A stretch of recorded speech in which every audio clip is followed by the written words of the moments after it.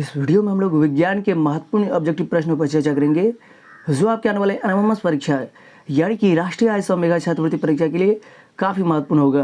तो इसलिए आप लोग वीडियो को ध्यान से देखिएगा और यहाँ से हम आपको जो भी ऑब्जेक्टिव प्रश्न याद कराने का प्रयास कराएंगे, आप लोग उन सारे ऑब्जेक्टिव को एक बेहतरीन तरीका से याद करने का प्रयास कीजिएगा, क्योंकि उसी तरह का ऑब्जेक्टिव प्रश्न आपके एनएमएमएस एग्जाम में देखने को मिलेगा। तो चलिए दोस्तों, अब हम लोग बिना समय के गवाए हुए सीधे चलते हैं प्रश्न की ओर।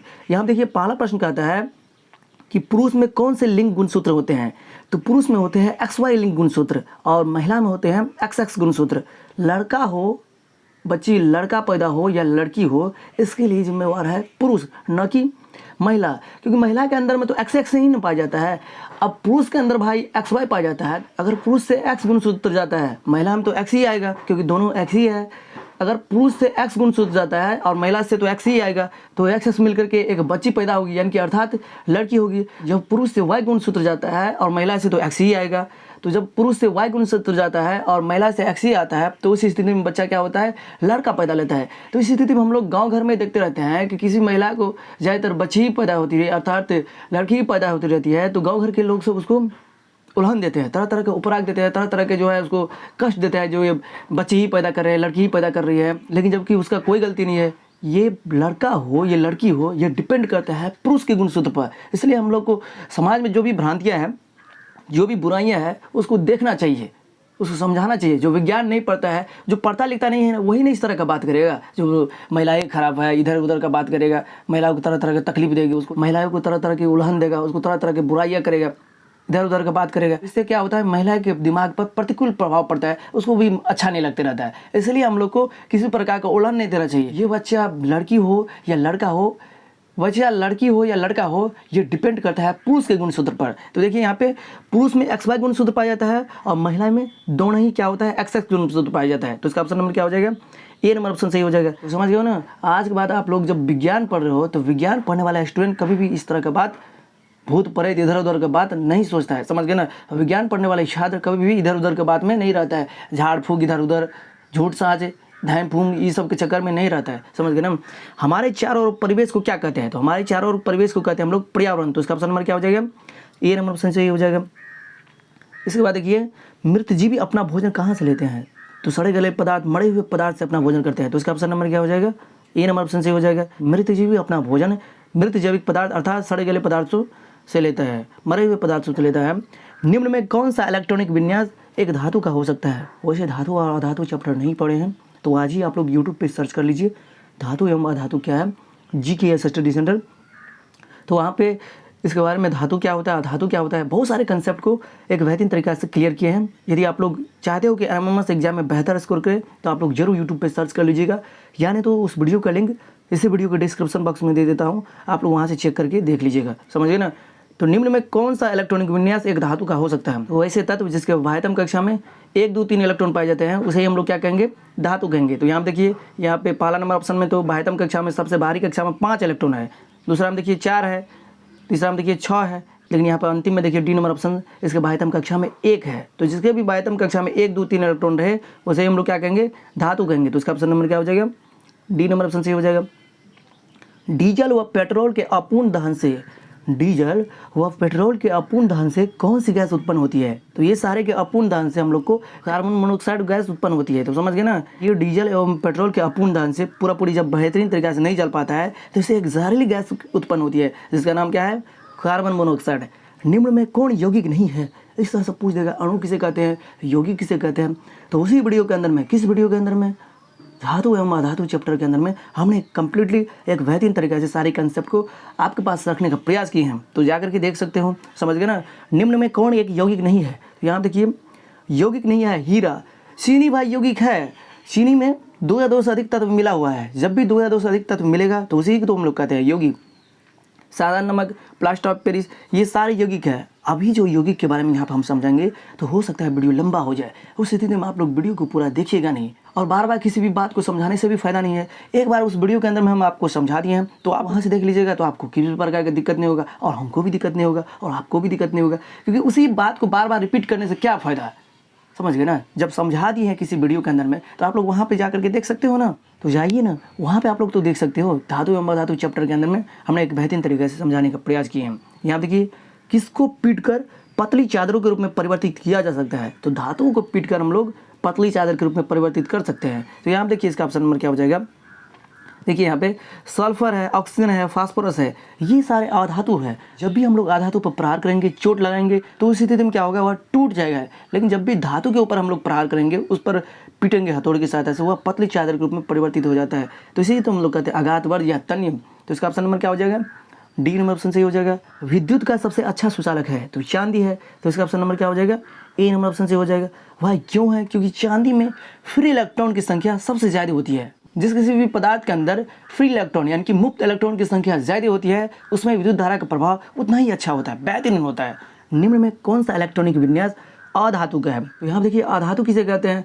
जिसके बाह्यतम कक्षा में 4, 5, 6, 7 इलेक्ट्रॉन रहे, उसे हम लोग क्या कहेंगे? अधातु कहेंगे। यहाँ देखिए 12 नंबर ऑप्शन, इसके बाह्यतम कक्षा में 1 इलेक्ट्रॉन है, इसके बाह्यतम कक्षा में 2 इलेक्ट्रॉन है, जो कि ये धातु को प्रदूषित करता है। जिसके बाह्यतम कक्षा में 8 इलेक्ट्रॉन होता है, उसे हम लोग कहते हैं अक्रिय गैस, निष्क्रिय गैस, जो किसी के साथ क्रिया नहीं करता है। जो किसी के साथ क्रिया नहीं करता है उसे हम लोग तो कहते हैं अक्रिय गैस। हीलियम, नियॉन, आर्गन, क्रिप्टॉन, जर्डन, रेडन, ये सब क्या है? ये सारे अक्रिय गैस है। इसके बाद देखिए जिसके बाह्यतम कक्षा में 5, 6, 7, ये 4, 5, 6, 7 इलेक्ट्रॉन है, उसे हम लोग क्या कहेंगे? अधातु कहेंगे। तो यहाँ पे देखिए इस हिसाब से इसका ऑप्शन नंबर डी हो जाएगा। भाई क्यों हो जाएगा? क्योंकि इसके बाह्यतम कक्षा में 7 इलेक्ट्रॉन है, समझ गए ना। इसके बाद देखिए निम्न में कौन प्राकृतिक रेशा नहीं है? पटसन, ऊन, कपास, नायलॉन। पटसन, ऊन, कपास, ये सब क्या है? प्राकृतिक रेशा है। संश्लेषित रेशा एवं प्लास्टिक के अंदर में ये रेशा कितने तरह के होते हैं, इन सारे टॉपिक्स के अंदर हमने एक बेहतरीन तरीक़ा से आपके सामने में रखने का प्रयास किया है। यदि आप लोग चाहते हो कि एनएमएमएस एग्जाम में बेहतर से बेहतर स्कोर लाए, एक अच्छे अंक के साथ पास करें, तो हमारे चैनल के माध्यम से जो भी आपको सजेशन दिया जा रहा है, जो भी हम आपको कह रहे हैं, उन सारी बातों को फॉलो कीजिएगा।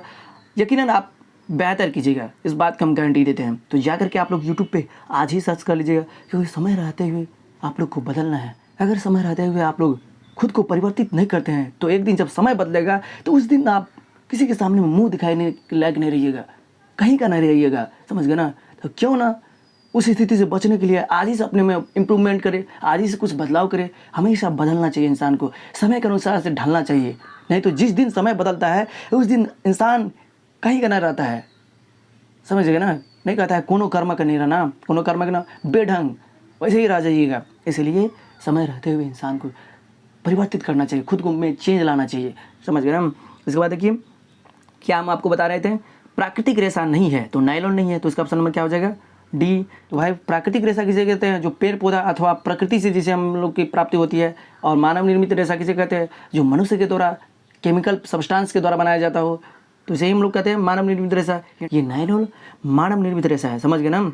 तो जाकर आप लोग यूट्यूब पे सर्च करके देख ही लीजिएगा, संश्लेषित रेशा और प्लास्टिक। याद है तो प्लेलिस्ट में जाइए ना, एनएमएमएस साइंस करके प्लेलिस्ट बना हुआ है। उस प्लेलिस्ट के अंदर में जितने भी वीडियो होगा, अगर आप लोग सारे वीडियो को कंप्लीटली देख लेते हो, एक बेहतरीन तरीका से तैयारी कर लेते हो, तो आप किसी भी स्टेट से क्यों ना हो, बिहार, झारखंड, उड़ीसा, किसी भी स्टेट से क्यों ना हो, अगर हिंदी मीडियम में आपको क्वेश्चन पूछा जाता है, आप लोग 100% हम पे भरोसा कीजिए कि आपको कहीं पर भी दिक्कत नहीं आएगा। आप सारे क्वेश्चंस का जवाब दे सकते हो, समझ गए ना। ये ज़रूरी नहीं है कि ये वीडियो सिर्फ बिहार के लिए है, यूपी के ही लिए है, मध्य प्रदेश के लिए ही है, हरियाणा के ही लिए है। जहाँ पर भी जिस भी स्टेट के अंदर, भारत की जिस भी स्टेट के अंदर हिंदी मीडियम में क्वेश्चन पूछा जाता है, हमारे चैनल के माध्यम से जो भी वीडियो साइंस के ऊपर चाहे मैथ के ऊपर जो भी वीडियो डाला जा रहा है, वो आप सबके लिए काफ़ी फायदाकारी होगा, समझ गए ना। इसलिए आप लोग को टेंशन नहीं लेना है कि प्रश्न आएगा कि नहीं आएगा। 100% आएगा, क्योंकि हमने आपको सिलेबस से सारे क्वेश्चन कराए हैं। और पूछा जाएगा कहाँ से? सिलेबस से ही नहीं पूछा जाता है, आपकी बुक से ही नहीं पूछा जाता है। जल गैस किसका मिश्रण होता है? तो जल गैस कार्बन मोनोऑक्साइड एवं हाइड्रोजन का मिश्रण होता है। तो इसका ऑप्शन नंबर क्या हो जाएगा? सी नंबर ऑप्शन सही हो जाएगा। वैसे भाई इसके बारे में भी हमने समझाए हैं, प्राकृतिक ईंधन किसे कहते हैं, द्वितीयक ईंधन किसे कहते हैं। उस टॉपिक के अंदर में ये जल गैस क्या होता है, वाटर गैस क्या होता है, प्रोड्यूसर गैस क्या होता है, प्राथमिक ईंधन किसे कहते हैं, द्वितीय ईंधन किसे कहते हैं, यहाँ से भी क्वेश्चन बनता है। तो जा करके आप लोग देख सकते हो। तो उस वीडियो का भी लिंक इस वीडियो के डिस्क्रिप्शन बॉक्स में दे देता हूँ। आप लोग डिस्क्रिप्शन बॉक्स को चेक करते ही नहीं हो, चेक कीजिएगा तब ना कौन सा वीडियो हम कहें देखने के लिए, तब ना आपको पता चलेगा। तो इसीलिए डिस्क्रिप्शन बॉक्स चेक कर लिया कीजिए, समझ गए ना। सारी बातों को फॉलो कीजिएगा, तब ना आपको बेहतरीन अंक आएगा। वायु में कार्बन डाइऑक्साइड की मात्रा बढ़ने से तापमान में वृद्धि होने के क्या कारण है? तो वायुमंडल में जब भी कार्बन डाइऑक्साइड की मात्रा बढ़ती है तो इससे होता क्या है, तापमान में काफ़ी बढ़ोतरी हो जाती है, जिसके कारण से हम लोग को गर्मी का एहसास होने लगता है, एहसास अनुभव होने लगता है, पूरा गर्मी लगने लगता है। ऐसे हम लोग कहते हैं हरित गृह प्रभाव या ग्रीन हाउस गैस इफेक्ट। हरित घर प्रभाव कहिए या ग्रीन हाउस गैस इफेक्ट कहिए, यानी तो हरित गृह प्रभाव कहिए, बात एक ही है। जब भी हमारे वायुमंडल में कार्बन डाइऑक्साइड की मात्रा बढ़ेगी उस स्थिति में ग्रीन हाउस गैस इफेक्ट होगा, समझ गए ना। वैसे इसके बारे में भी हमने एक बेहतरीन तरीके से एक वीडियो के अंदर में समझाने का प्रयास किए हैं। उस वीडियो का भी लिंक हम आपको इस वीडियो के डिस्क्रिप्शन बॉक्स में दे देता हूँ, आप लोग वहाँ से चेक करके देख ही लीजिएगा। आपको साइंस के लिए इस चैनल के अलावा किसी दूसरे चैनल पर भटकने की आवश्यकता नहीं पड़ेगी, क्योंकि हमने सारे कंसेप्ट को एक बेहतरीन तरीके से बता दिए हैं। बस आप लोग को देखने की ज़रूरत है। आप लोग एनामॉम्स के साइंस नामक प्लेलिस्ट में जाकर के देखिए सारे वीडियो को एक बेहतरीन तरीके से, सारे कंसेप्ट को एक बेहतरीन तरीके से सारे वीडियो के अंदर में हमने समझाने का प्रयास किए हैं। तो जा करके आप लोग को देखना है और प्रयास करना है कि कैसे सारे कंसेप्ट को अपने माइंड के अंदर रखें। देखिए यहाँ पे रेशम का धागा प्राप्त किया जाता है, तो कोकून से प्राप्त किया जाता है, तो उसका option number A number option सही हो जाएगा। अग्निशमन में उपयोग की जाने वाली गैस है। अग्निशामक का मतलब क्या हुआ? अग्निशामक का मतलब होता है आग बुझाने वाले यंत्र में कौन सी गैस डाली जाती है, तो कार्बन डाइऑक्साइड गैस डाली जाती है। अग्निशामक के अंदर हम लोग कार्बन डाइऑक्साइड गैस रखते हैं, इसलिए रखते हैं क्योंकि आग पर अगर नियंत्रण पाना है, आग को अगर बुझाना है, तो कार्बन डाइऑक्साइड गैस उसके लिए सबसे ज़्यादा जरूरी होता है। अब मान के चलिए पेट्रोल डीजल से आग लगा, इलेक्ट्रिसिटी से आग लगा, तो उस स्थिति में क्या पानी से डालिएगा बुझाने के लिए? अगर पानी से जाइएगा तो और ज़्यादा खतरा हो जाएगा, पानी की स्थिति में तो और धधकेगा ही। तो उस स्थिति में हम लोग को जैसे बिजली से आग लग जाता है या पेट्रोल डीजल से लग जाता है या नहीं तो बड़े बड़े बिल्डिंग में लग जाता है, तो उस स्थिति में आग पर नियंत्रण पाने के लिए, उस स्थिति में आग को बुझाने के लिए हम लोग कार्बन डाइऑक्साइड गैस का इस्तेमाल करते हैं, जो कि अग्निशामक नामक यंत्र में डाला जाता है, जिसकी सहायता से कार्बन डाइऑक्साइड गैस का वहाँ पर छिड़काव किया जाता है। कहाँ पर? जहाँ पे बड़े बड़े बिल्डिंग के अंदर आग लगता है, यानी तो डीजल पेट्रोल या इलेक्ट्रिसिटी से आग लगता है, तो उस स्थिति में वहाँ उस स्थान पर कार्बन डाइऑक्साइड गैस का छिड़काव किया जाता है ताकि आग पर नियंत्रण पा सके। यहाँ देखिए लोहे को जंग से बचाने के लिए किस चीज़ का इस्तेमाल किया जाता है, तो यसद लेपन का इस्तेमाल किया जाता है। वैसे संक्षारण के बारे में अगर आप लोग नहीं जानते हो तो आज ही आप लोग यूट्यूब पे सर्च कर लीजिए संक्षारण किसे कहते हैं, GKS स्टडी सेंटर। उस वीडियो के अंदर में ये संक्षारण क्या होता है, संक्षारण से बचाव के क्या तरीका है, सारे कंसेप्ट को हमने एक बेहतरीन तरीक़ा से आपके अंदर डालने का प्रयास किए हैं। तो यदि आप लोग उस वीडियो को नहीं देखे हैं तो आप लोग जरूर आज ही यूट्यूब पे सर्च करके देख लीजिएगा। नहीं तो बहुत सारे विद्यार्थी देखने के बाद कहेगा सर जी ये तो मैट्रिक के लिए है। अरे मैट्रिक के लिए नहीं है, हम जिस तरह से कह रहे हैं वहाँ से क्वेश्चन पूछा जाता है। देखो यहाँ पे आया है ना क्वेश्चन, लोहे को जंग से रोकने के लिए कौन सी विधि है, तो ये क्वेश्चन कहाँ से है, वही संक्षारण से है। तो बहुत सारे विद्यार्थी वीडियो को देखेगा तो बहुत सारे विद्यार्थी को ऐसा लग सकता है तो ये सर क्लास 10th के लिए है, तो क्लास 10th के बाद को हम क्यों लेंगे, क्लास 10th की जानकारी क्यों लेंगे? भाई वो क्लास 10th के लिए तो है ही है और आपके लिए भी काफ़ी महत्वपूर्ण है, इसलिए जा करके देखिएगा, वहाँ से क्वेश्चन आएगा, नहीं तो नहीं देखिएगा तो आप ही को घटा होगा। हम क्या कर सकते हैं इसमें, बस हमारा काम है आपको समझाना, आपको एक सही रास्ता दिखाना, क्योंकि यहाँ से क्वेश्चन आया है। देखो ना यहाँ पे वहीं से ये क्वेश्चन आया है, लोहे को जंग से रोकने के लिए यसद लेपन विधि को अपनाते हैं। अब भाई यसद लेपन है क्या? लोहे को जंग से सुरक्षित रखने के लिए उस पर हम लोग जिंक का लेप चढ़ाते हैं, इसे ही हम लोग क्या कहते हैं, यसद लेपन। जा करके देख लीजिएगा, बार बार कितना कहें, जिसको पढ़ने का मन रहता है ना उसको कहना नहीं पड़ता, बस उसको एक बार रास्ता दिखा दीजिए वो अपने कर लेगा। नहीं तो ढीठ बच्चा होता है जो पढ़ने निकलने में जिसको कोई इंटरेस्ट नहीं है, उसको बार बार कहना पड़ता है, जो इधर उधर के चक्कर में रहता है, तो उसको कितना भी बार कहिए उसको कोई फ़र्क थोड़ी पड़ने वाला है। चलिए फिलहाल चलते हैं अगले प्रश्न की ओर। यहाँ देखिए कह रहा है वाहनों में पश्च दृश्य के रूप में, पार्श्व दर्पण के रूप में, यानी कि पीछे के दृश्य को देखने के लिए हम लोग किस दर्पण का इस्तेमाल करते हैं, तो पीछे के दृश्य को देखने के लिए हम लोग उत्तल दर्पण का इस्तेमाल करते हैं। तो इसका ऑप्शन नंबर क्या हो जाएगा, सी नंबर ऑप्शन सही हो जाएगा। विश्व जल दिवस कब मनाया जाता है? 22 मार्च को मनाया जाता है विश्व जल दिवस, समझ गए ना। इस पर भी हमने एक बेहतरीन तरीके से चर्चा किया है।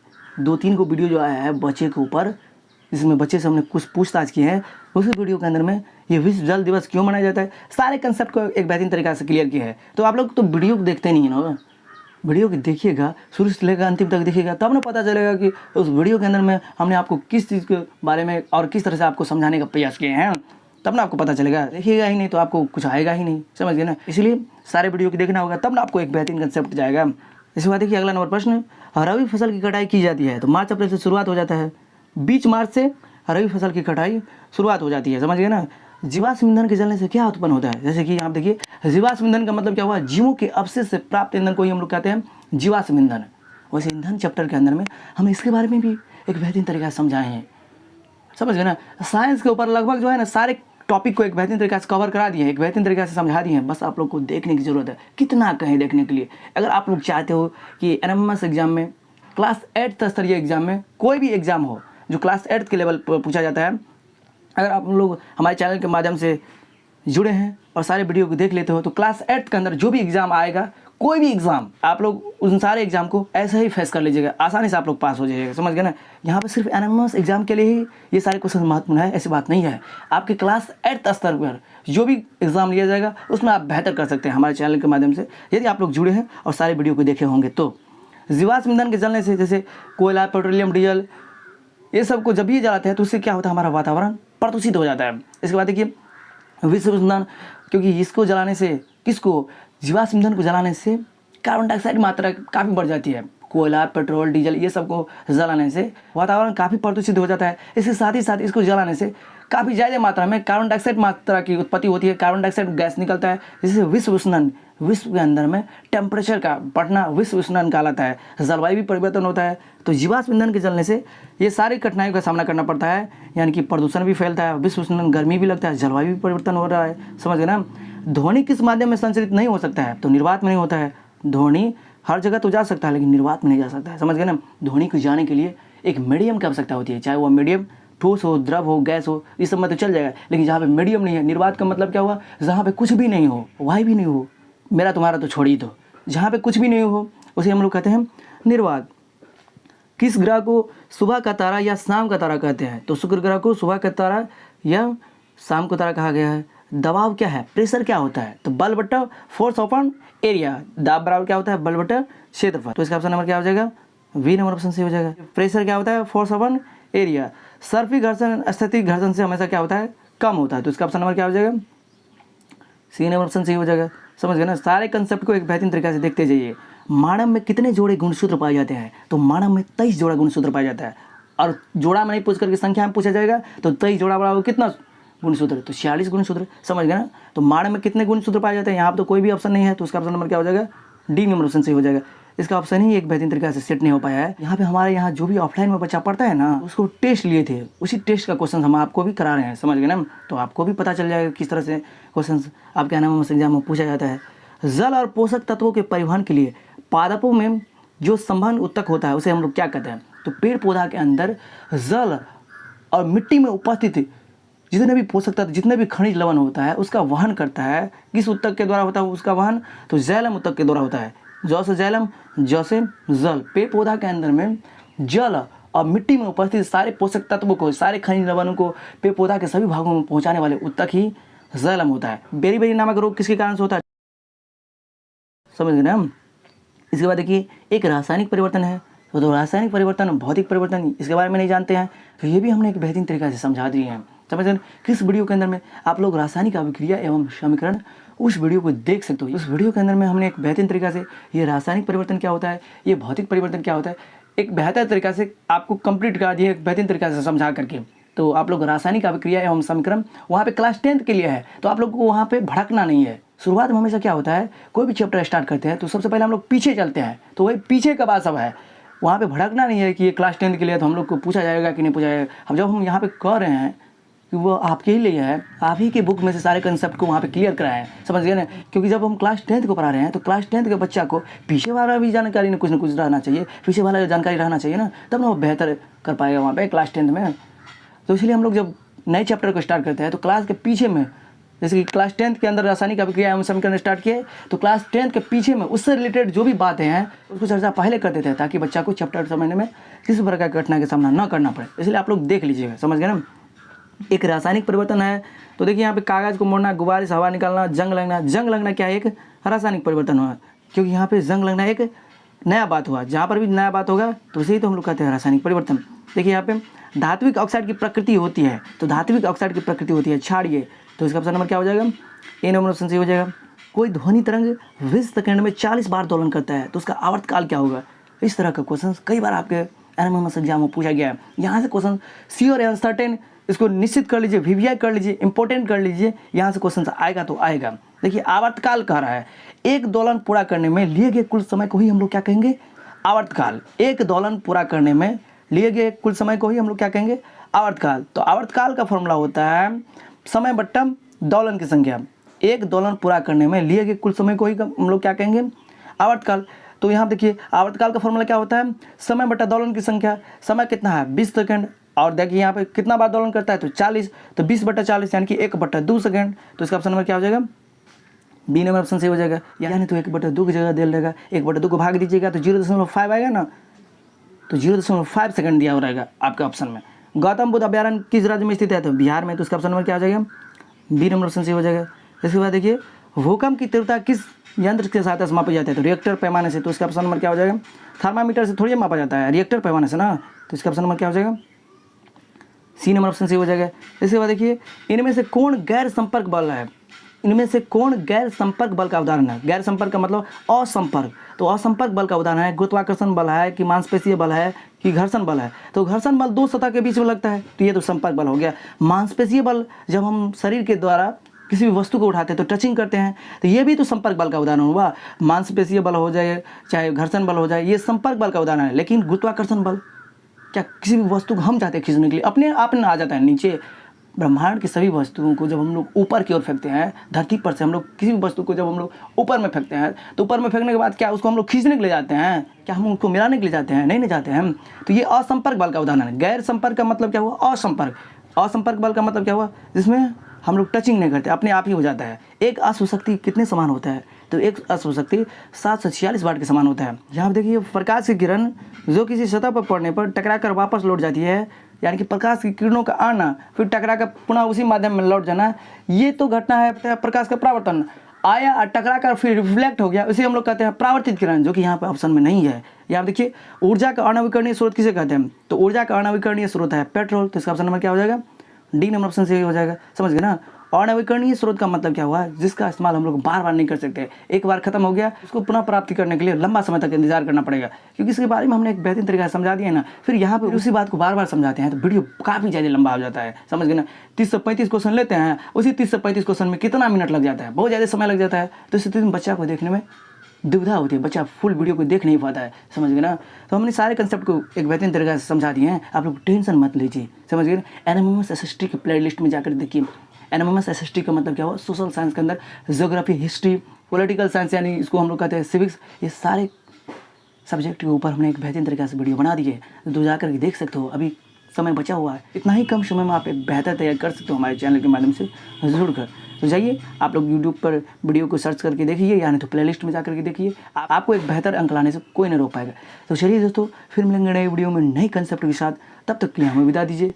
जय हिंद, जय भारत। पढ़ते रहिए, स्वस्थ रहिए। और यदि आप चाहते हो कि एनएमएमएस एग्जाम में एक बेहतर अंक लाए, बेहतर से बेहतर स्कोर लाए, तो आप हमारे चैनल के माध्यम से जुड़े रहिए और इस वीडियो को ज़्यादा से ज़्यादा लोगों के पास शेयर कीजिएगा। यदि आप चैनल पर नए हैं तो चैनल को सब्सक्राइब कर लीजिएगा। यदि वीडियो पसंद आए तो वीडियो को लाइक और शेयर ज़रूर कर दीजिएगा, ताकि दूसरे बच्चों को भी फ़ायदा मिल पाए। तो चलिए दोस्तों, फिर मिलते हैं।